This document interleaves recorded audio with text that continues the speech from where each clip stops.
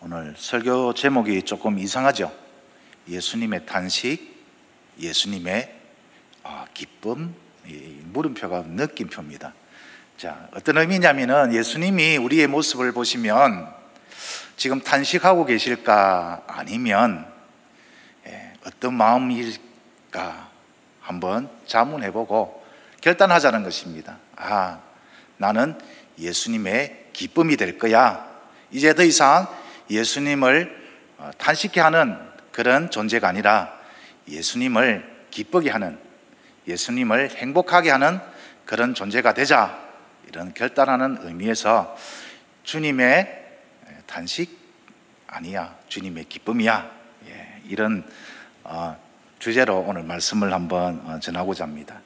오늘 이런 본문을 보면은 우리는 이렇게 쉽게 또 이렇게 적용할 수가 있습니다. 우리의 삶 속에 이 듣지 못하고 말하지 못하는 이런 답답한 상황에 놓여 있을 때, 또 우리의 삶 속에 질병과 같은 큰 위기가 닥쳐왔을 때에 이것을 어떻게 우리가 해결할 수 있을까? 첫 번째, 주님께 나아가야 됩니다. 그리고 주님의 만지심이 있어야 모든 것이 해결될 수 있습니다. 이렇게 우리가 쉽게 적용할 수 있는 본문이기도 합니다. 오늘 이 말씀을 계속 묵상하면서 계속 제 마음속에 자리 잡고 있는 단어 하나가 있었는데, 그것은 바로 탄식이라는 그 단어였습니다.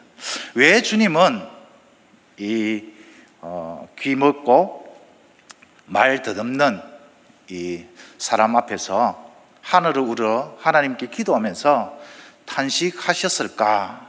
이 탄식의 의미가 무엇일까? 라는 의문이 계속 들었습니다. 왜 주님은 이 사람 앞에서 이 사람을 보고 탄식을 하셨을까?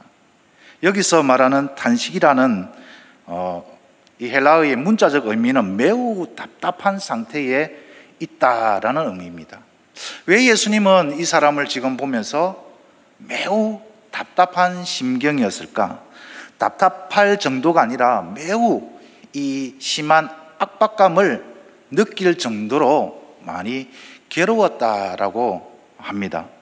왜 예수님은 지금 이 귀 먹고 말을 더듬는 이 사람을 보고 그토록 압박감을 느낄 정도로 괴로워하셨을까?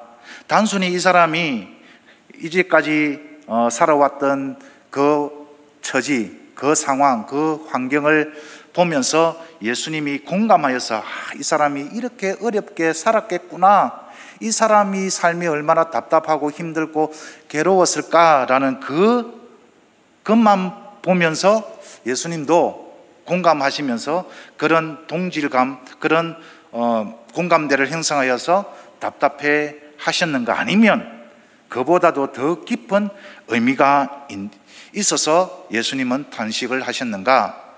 이 부분이 사실은 좀 고민이 되었습니다. 그래서 여러 가지 주석도 찾아보고 또 앞뒤에 이런 문맥들을 쭉 살펴보면서 예수님이 오늘 이 본문을 통해서 이 환자를 보고 탄식한 것은 단순히 그 사람이 가지고 있는 육체적인 그런 결함들, 육체적인 그런 고통들, 질병들, 이런 것을 보고 공감대를 형성하여서 공감하여서 탄식한 그 정도의 그런 탄식이 아니라 좀 더 깊은 의미가 있다라는 것을 발견할 수가 있었습니다. 오늘 예수님이 탄식하셨다라고 이렇게 번역한 헬라어는 스테나조라는 기본형이 있는 헬라어입니다. 우리가 성경을 해석할 때에 가장 정확한 것은 성경은 성경으로 해석하는 것이 가장 정확한 것입니다. 그래서 이 헬라어 스테나조가 어떤 상황에서 사용되었는가 한번 살펴보니까 두 군데에서 사용된 것을 쉽게 찾을 수가 있었습니다. 이 스테나조라는 이 헬라어를 사용한 사람은 바로 바울 사도입니다. 바울 사도가 어떤 경우에 이 탄식하다라고 번역할 수 있는 단어를 사용했냐라고 하니까 로마서 8장 22절, 23절, 27절까지 이렇게 볼 수가 있는데, 여기에 보면은 로마서 8장 22절에 보면은 피조물이 다 이제까지 함께 탄식하며 함께 고통을 겪고 있는 것을 우리가 아느니라. 피조물이 왜 탄식을 하느냐? 왜 피조물이 탄식을 하고 있고, 또 그뿐 아니라 또한 우리 곧 성령의 처음 읽은 열매를 받은 우리까지도 속으로 탄식하여 양자될 것 곧 우리 몸의 속량을 기다리느니라 라는 이런 표현을 하면서 이 단어를 사용했는가? 쉽게 말해서 죄의 그런 죄짐에 이렇게 눌려서 살아가고 있는 그 인생이, 그 삶에 하나님의 영원한 그 구원을 기다리는 그런 상황 속에서 그 무거운 죄짐으로부터 벗어나고자 하는 그러한 영적인 전쟁 가운데, 전투 가운데 자신을 돌아보면서 거기에서 자유로울 수 없는 자신을 발견하면서 굉장히 괴로워하는 그런 상황을 묘사할 때 이 스테나조라는 단어를 썼다라는 것입니다. 또 한 군데를 보면은 고린도후서 5장 2절 4절인데요. 참으로 우리가 여기서 단식하여 하늘로부터 오는 우리 처소로 덧입기를 간절히 사모하노라. 현실의 삶이 너무 힘들고 괴로워서 빨리 주님이 다시 오시기를 기대하면서 천국을 간절히 소망하고 있는 그런 상황 속에서 자신이 지금 현재 겪고 있는 영적인 그런 상황 속에서 자기가 괴로워하는 것을 표현할 때 이 스테나조라는 것을 쓸 수가 있었습니다. 그래서 예수님이 지금 귀 먹고 말 더듬는 사람을 보면서 이 스테나조 탄식하는 것은 단순히 그 사람이 겪고 있는 그런 육체적인 그런 장애를 보고 불쌍히 여겨서 긍휼히 여기는 마음으로 탄식하는 것 이상으로 또 다른 의미가 있는데 그것이 무엇이냐라고 하니까 영적인 상태를 이야기를 하는 것입니다.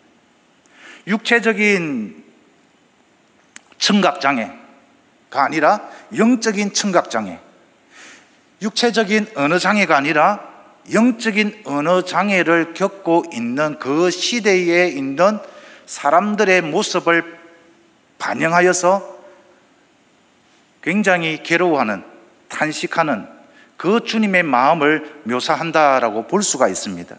왜냐하면 지금 예수님께서 이 땅에 구주로 오셨는데 사람들의 반응이 무엇입니까?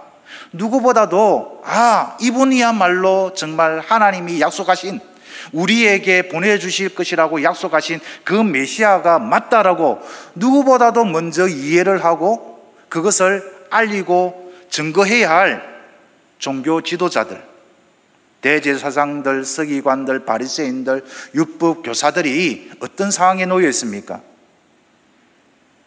메시아로 인정하고 영접하고 그분의 가르침을 따라서 다시 하나님의 나라를 증거해야 할 막중한, 백성들을 이끌어가야 할, 지도해야 할 그런 막중한 의무와 책임을 가지고 있는 이 영적 지도자들이 영적으로 어두워져서 듣지도 못하고 보지도 못하는 그런 영적 무지의 상태에 있는 모습들을 우리가 계속 보고 있지 않습니까? 그런 상황, 그런 현실 속에서 사람들이 오늘도 누구를 데리고 왔느냐? 청각장애가 있는, 언어장애가 있는 한 사람을 데려와서 안수해 주기를 원하는 거예요. 왜 이 사람들은 이 귀 먹고 말 더듬는 사람을 예수님께 데리고 왔는가? 여러 가지 이유가 있겠죠. 진짜 이 사람이 불쌍하여서 저분이야말로 이 사람을 고칠 수 있다, 저분이야말로 메시아가 맞고 저분이 아니면 이 사람을 구원해 줄 수 없다라는 그런 믿음에서 데려올 수도 있고, 단순히 호기심으로 진짜 기적 보고 싶어서 데려올 수도 있지 않습니까?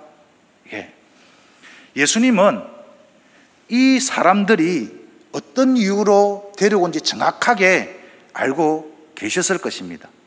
만에 하나 이 사람들이 지금까지 쭉 지켜보고 있었던 그 무리들과 하나도 다를 바가 없는 그런 의도로 이 사람을 데리고 왔다면 예수님은 참 슬퍼하실 것입니다.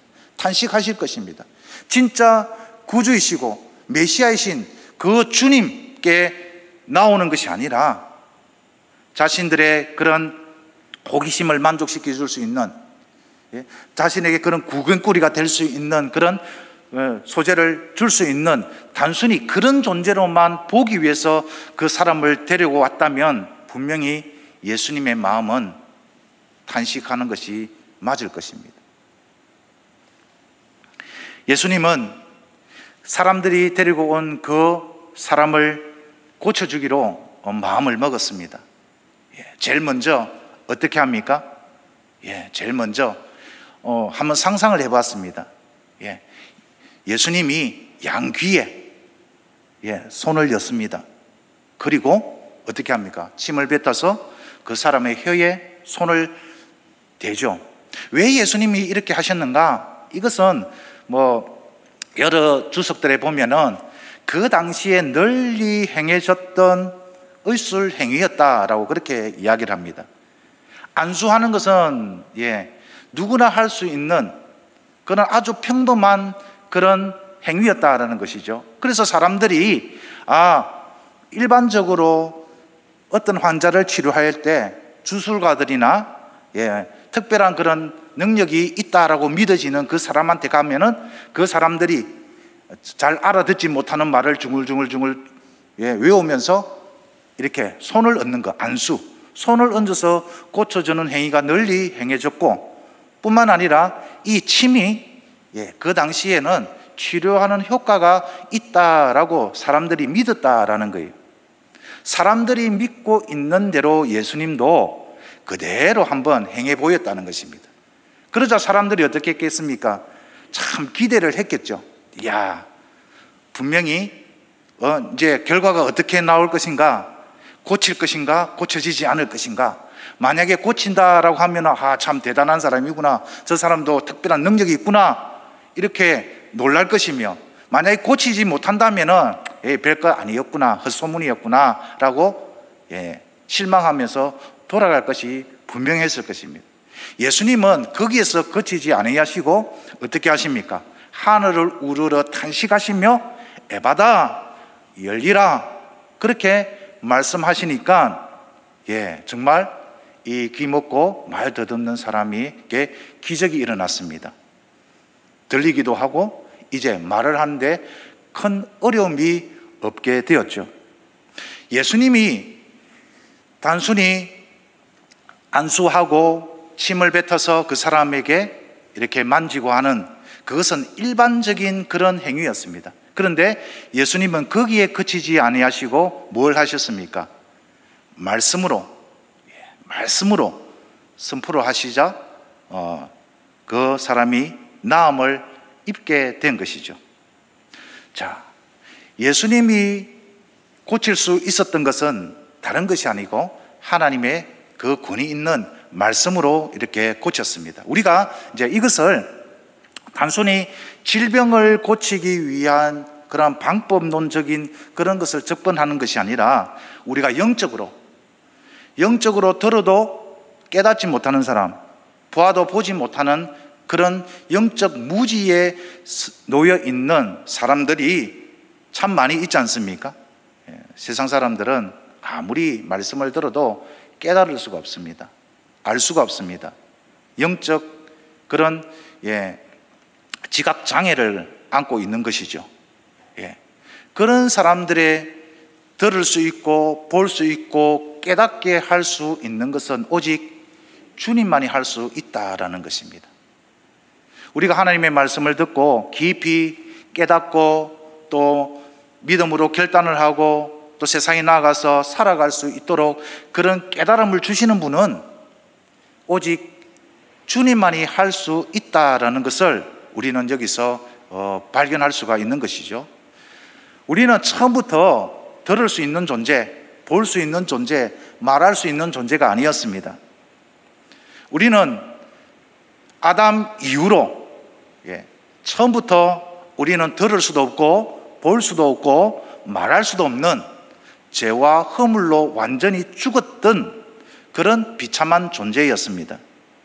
이런 존재에 있던 우리를 하나님은 당신의 크신 능력으로 말미암아 다시 살려주셨습니다. 예수님과 함께 일으켜 주셨고, 예수님과 함께 세워주셨고, 예수님과 함께 하늘에 올려주셨습니다. 그래서 우리는 오직 하나님의 능력과 하나님의 은혜로 영적인 그런 청각장애, 영적인 언어장애, 영적인 시각장애로부터 완전히 해방될 수가 있었습니다. 그럼에도 불구하고 아직도 그 영적 무지 상태에 머물러 있다면 우리는 주님을 단식해 하는 그런 존재일 수밖에 없을 것입니다. 그런가 하면 정말 이제 귀가 열리고 영안이 밝아지고 들을 수 있고 볼 수 있고 깨닫게 되어서 정말 주님이 원하시는 그러한 삶을 살아갈 수 있다면 분명히 우리는 주님의 마음을 기쁘게 해드리는 그런 존재가 될 수가 있을 것입니다.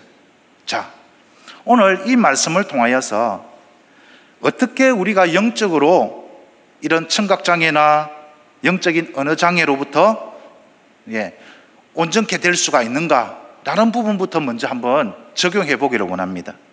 분명히 교회 안에도 성도들 가운데도 매 설교 시간마다 예배 시간마다 말씀은 듣기는 듣는데 잘 안 들리는 분들이 있을 거예요.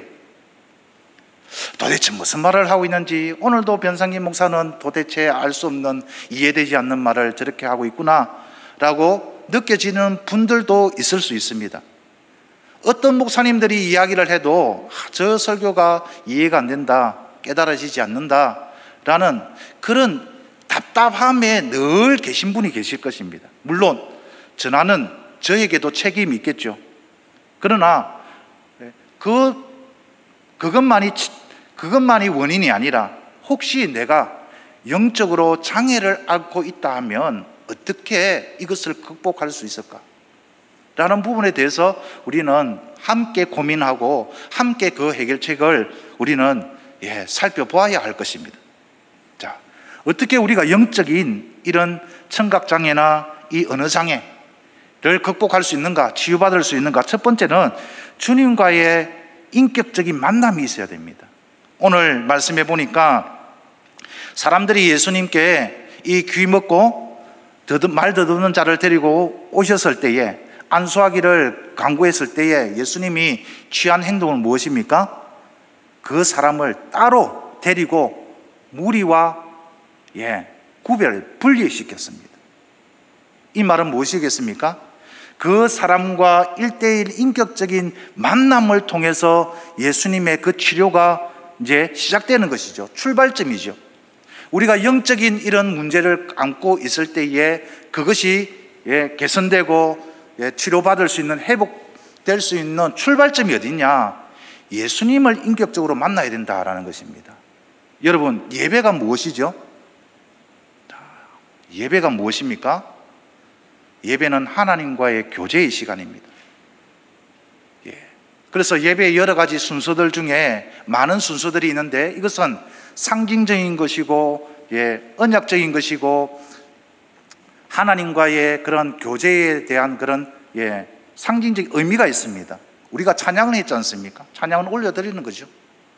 그래서 이 예배는 상호작용이 일어나야 되는 것이죠. 교제라는 것은 상호작용이 있을 때의 교제가 되는 것이지 일방적인 것은 교제라고 할 수가 없습니다. 그래서 우리가 기도하는 것도 하나님께 올려드리는 것이고, 또 하나님이 우리에게 주시는 것들은 어떤 것입니까? 설교 말씀, 또 목사님을 통해서 주시는 그런 축도라든지 이런 부분들은 하나님께서 우리에게 부어주시는 것이죠. 그래서 이 인격적인 만남이라는 것은 무엇입니까? 상호작용이 일어나는 것이죠. 오늘 이 시간에도 우리가 그냥 우두커니 앉아서 있는 것이 아니죠. 부족하지만은 하나님이 부족한 존재를 통해서 대화를 하고 싶은 것입니다. 여러분에게 이렇게 부족한 사람을 통하여서 말씀을 주시면 그 말씀을 듣고 또 내가 영적으로 실제적으로 이렇게 소리 나는 목소리로는 말을 하지 않지만은, 예, 맞습니다, 하나님, 예, 그렇습니다, 예, 이제는 내가 알겠군요, 이런 보이지 않는 대화가 일어나야 된다라는 것입니다. 예배의 가운데 그런 하나님과의, 주님과의 그런 인격적인 만남이 있을 때에 들리기도 하고 깨달아지기도 한다라는 것입니다. 주님과의 그런 인격적인 만남, 이것을 위해서 여러분 예배 시간 전에 먼저 기도했으면 좋겠습니다.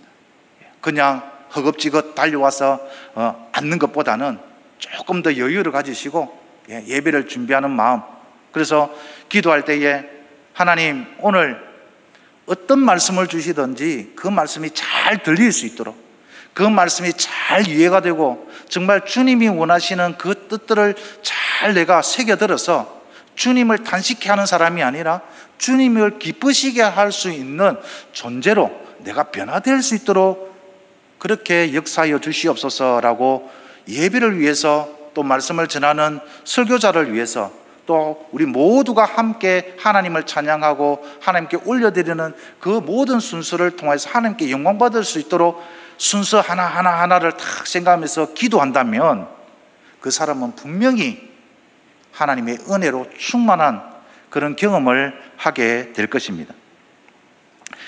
두 번째로, 어떻게 영적인 이런 치유가 일어날 수가 있는가? 결국 말씀의 능력을 믿어야 하는 것이죠.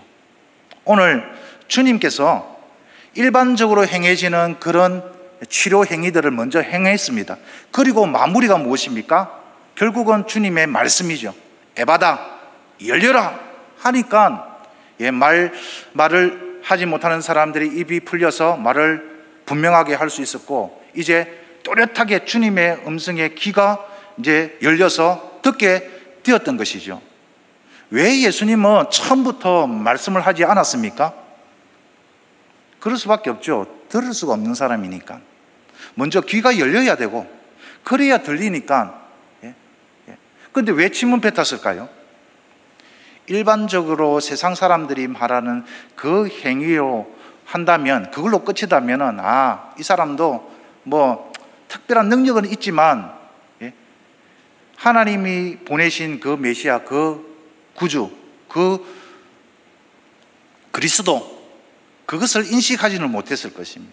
그런데 거기에다가 권위 있는 말씀으로 선포를 하니까 이 사람에게 귀가 열리고 이제 말이 풀렸던 것이죠. 하나님의 말씀이 능력인 것을 우리는 굳게 믿어야 되는 것입니다. 믿음이란 결국 무엇입니까? 하나님의 말씀을 우리가 믿는 것이죠. 세상에 여러 가지 말들이 있습니다. 수많은 말들이 있습니다. 거기에 우리가 귀를 기울이는 것이 아니라 하나님의 말씀, 진리, 변함없는 그 말씀에 우리가 귀를 기울이고 그 말씀에 순종하고 나아갈 때에 영적인 치료가 있다라는 것입니다. 그래서 히브리서 기자는 이렇게 말씀하셨죠. 하나님의 말씀은 살아있고 활력이 있어 좌우의 날선 어떤 것보다도 예리하여 혼과 영과 및 관절과 골수를 찔러 쪼개기까지 하며 또 마음의 생각과 뜻을 판단하나니. 하나님의 말씀의 능력에 대해서 이렇게 히브리서 기자는 증거합니다. 이 무슨 말일까요? 유진 피터슨 목사님은 이렇게 의역을 했습니다. 하나님께서는 말씀하신 것을 반드시 지키시는 분입니다. 그분의 말씀은 이루어집니다.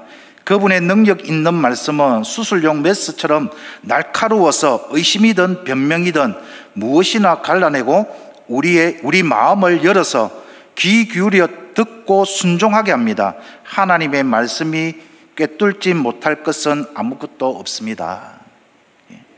하나님의 말씀을 통하여서, 그 하나님의 말씀의 능력을 통하여서 하나님을 만나고 하나님과 대화하고 하나님을 경험하고, 그럴 때에 그 삶의 변화가 일어난다는 것입니다. 여러분, 언제 정말 하나님의 말씀에 은혜를 받고 감동을 받고 감격해 하면서 기뻐하며 돌아간 적이 있습니까? 한번 질문을 해보십시오. 내가 하나님 말씀 때문에 너무나도 감격해하고 너무나도 기쁘고 너무나도 행복해서 정말 춤출 것만 같았던 그 경험 언제 해보셨습니까? 그런 경험이 있어야 됩니다. 그런 경험이 있어야 내 영이 살고 내 영이 소생케 되고 내 삶에 참 기쁨이 있고 참 만족이 있는 것이죠. 이것을 경험한 사람이 있습니다. 누굴까요? 지금도 굉장히 피곤하고 힘들고 괴로운 삶을 살고 있죠. 누굴까요?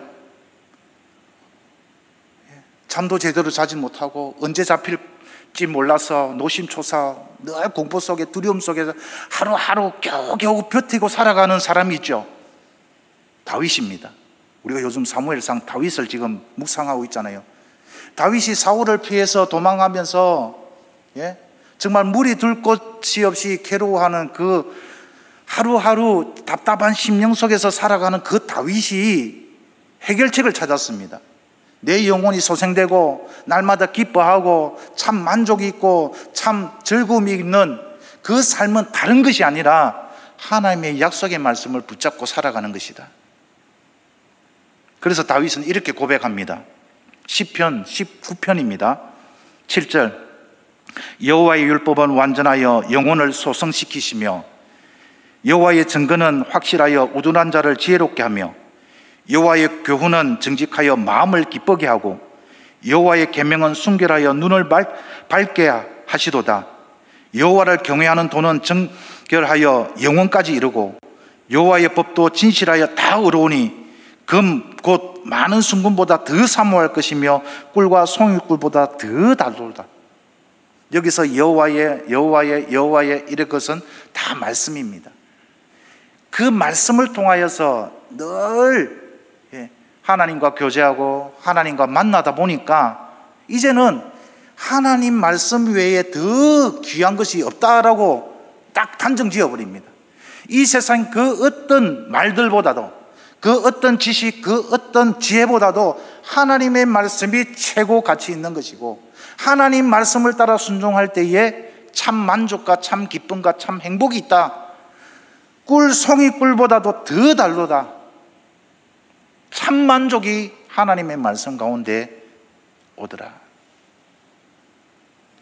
사랑하는 성도 여러분, 우리가 하나님 말씀 앞에 늘 서지만 영적 청각장애를 가진 것처럼 영적 시각장애를 가진 것처럼 영적 어느 장애를 가진 것처럼 하나님과 소통하지 못하는 그런 영적인 침체에 빠져 있다면 하나님은 우리의 모습을 보고 탄식하실 것입니다. 그런 우리들에게 다시 한번 하나님은 도전을 주십니다. 하나님의 말씀의 은혜를 받아야 된다. 어떻게든 하나님의 말씀의 은혜를 받아야 된다. 그러려면 하나님의 말씀이 이 세상 가장 가치 있는 것이고 하나님의 말씀을 통하여서 참 기쁨과 참 만족과 참 행복과 참 즐거움이 온다라는 이 다윗의 고백이 우리의 고백이 될 수 있도록 우리는 노력해야 될 것입니다. 어떻게 노력해야 됩니까?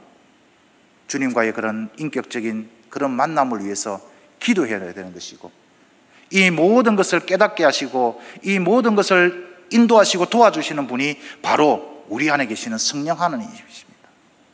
성령 하나님께 간절히 도움을 구하고 성령 하나님께 간절히 의지하여서 기도하고 나올 때에 그런 은혜가 있게 된다라는 것이죠. 우리는 큰 은혜를 받았습니다. 세상 사람들에게는 아무리 이런 진리의 말씀을 선포를 하고 전해도 그들은 들을 수가 없고 그들은 깨달을 수가 없습니다.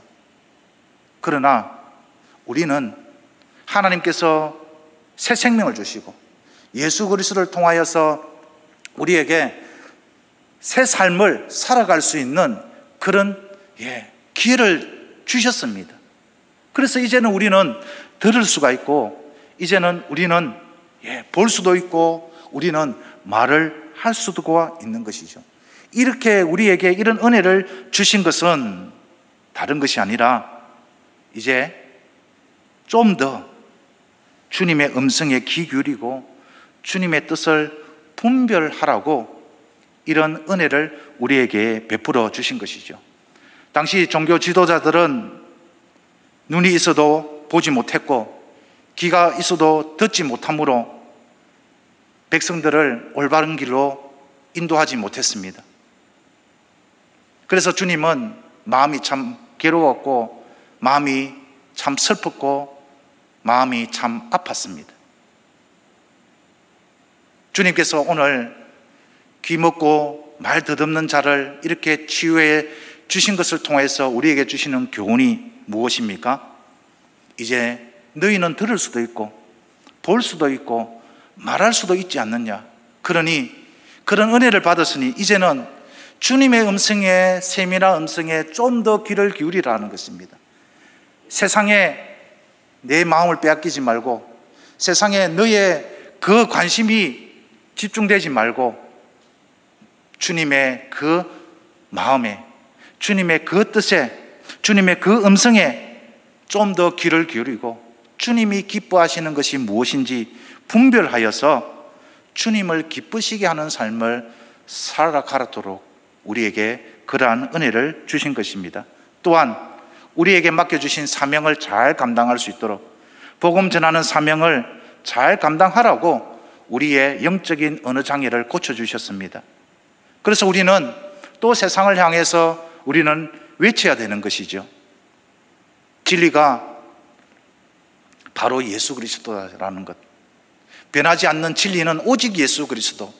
코로나 시대에 우리의 삶 속에 들여오져 있는 그 그늘과 그 어두움과 그 고통과 그 괴로움들, 이 모든 것을 해결할 수 있는 분은 오직 이 세상의 주관자이신 오직 예수 그리스도 뿐이라는 그 사실을 우리는 힘써 외쳐야 하는데 우리가 어떻게 외치겠습니까?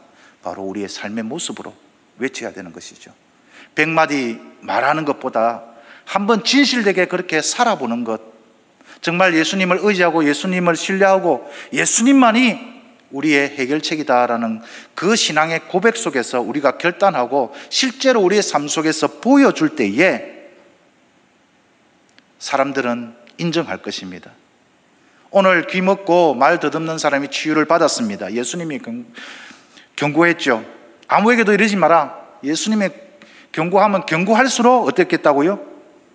더욱 널리 전파하였고 사람들은 그들의 그 모습들을 보면서 심히 놀라서 그가 모든 것을 잘하였도다.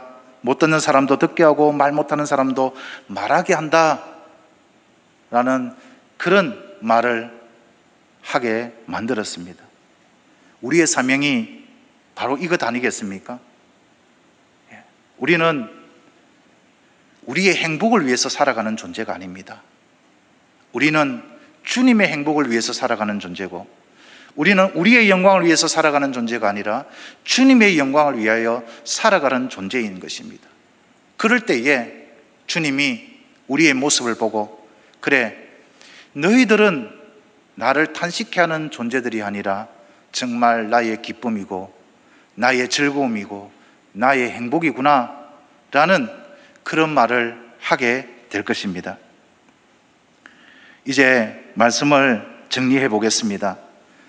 주님은 은혜로 우리의 영적 청각장애, 시각장애, 언어장애를 고쳐주셨습니다.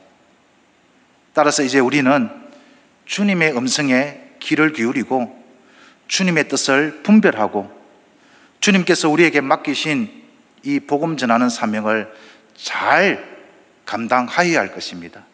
그래서 더 이상 주님이 우리의 모습을 보고 탄식을 하는 것이 아니라 우리의 모습을 보고 참 기뻐하며 참 행복해하는 그런 존재가 되어야 할 것입니다. 다윗을 볼 때에 너는 참 내 마음에 쏙 든다 라고 인정하고 칭찬하였던 것처럼 우리도 다윗처럼 늘 하나님의 말씀 가까이 하며 그 말씀을 통하여서 귀 기울이며 주님과 교제함으로써 우리도 주님 앞에서 내 마음에 속 드는 수정교회 성도들이다 다 칭찬받는 우리 모두가 되기를 주님의 이름으로 축원드립니다.